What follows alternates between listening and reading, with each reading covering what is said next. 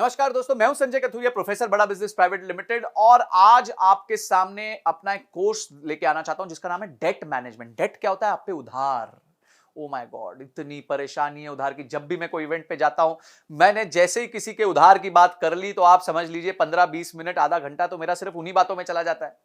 क्यों? सबकी एक ही मुसीबत है भाई, उधार। या तो उधार लिया हुआ है या उधार दिया हुआ है, गलत लिया हुआ है, ज्यादा महंगा लिया हुआ है, समझ नहीं आ रहा क्या करे। बिजनेस में उतना प्रॉफिटेबिलिटी नहीं है, इंटरेस्ट पे नहीं कर पा रहा, एक का चुकाने के लिए दूसरे से ले रहा हूं, दूसरे का चुकाने के लिए तीसरे से ले रहा हूं, टोपियां घुमा रहा हूं। ओ माय गॉड, इतनी प्रॉब्लम मैं आपको बता नहीं सकता। इतनी प्रॉब्लम होती है लोगों को क्योंकि उनको डेट को मैनेज करना नहीं आता।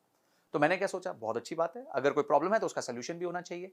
तो सोल्यूशन हमने बनाया एक 20 वीडियो का कोर्स।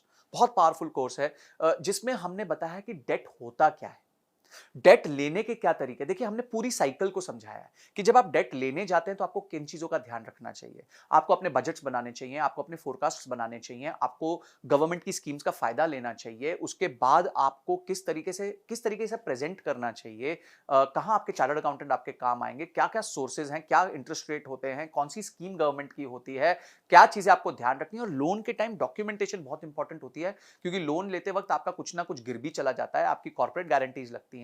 लोन आने के बाद उसका सैंक्शन लेटर आता है। सैंक्शन लेटर में बहुत सारे टर्म्स होते हैं, टर्मिनोलॉजीज होती हैं, जिसका आपको ध्यान रखना पड़ता है। उसके बाद आपको आपका क्रेडिट स्कोर आप कैसे मैनेज कर सकते हो।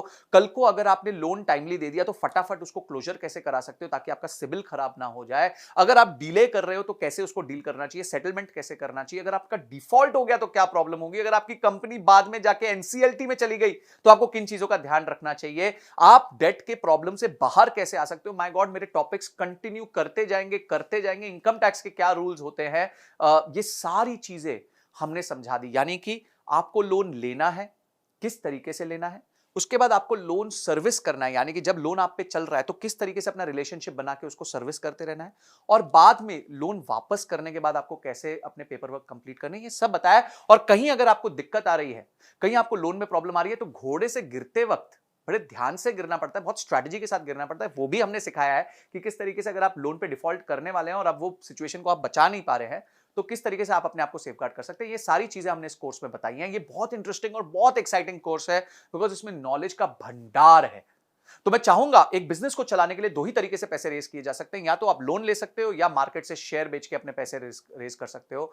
तो ये दोनों तरीके बहुत इंपॉर्टेंट है। लोन बहुत इंपॉर्टेंट है, बहुत सारे बिजनेसेस लोन पे डिपेंड करते हैं, क्रेडिट ऑफटेक पे डिपेंड करते हैं। तो आपको ये देखना है कि आप जो है किस तरीके से अपने आप को सेफगार्ड करते हुए अपने बिजनेस में लोन भी ले ले, उसको प्रॉपर्ली सर्विस भी कर दे और उसको वापस भी कर दे, ताकि आपका बिजनेस हमेशा फलता फूलता रहे। तो उसके साथ आपको बहुत सारे रीडिंग मटेरियल मिलेंगे। अगर आपने इस कोर्स को अनलॉक किया तो ऐसा नॉलेज का भंडार मिलेगा जिसको देखने के बाद आपको लोन संबंधी कभी कोई दिक्कत नहीं आएगी, ये मेरी तरफ से गारंटी है।